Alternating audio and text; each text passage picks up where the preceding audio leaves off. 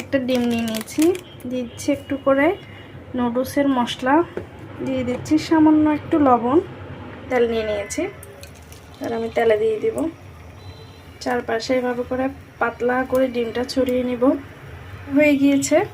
এই পাশে আমি পরোটা এনেছি, ওই পরোটাটাই দিয়ে দিচ্ছি, দিয়ে এভাবে করে চেপে দিব। এবার আমি উল্টিয়ে দিব।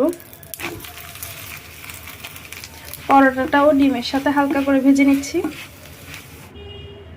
এবার এখানে সামান্য একটু সস দিয়ে দিচ্ছি, সসটা চারিদিকে এভাবে করে ছড়িয়ে দিচ্ছি। দিয়ে দিচ্ছি সামান্য একটু শসা কুচি।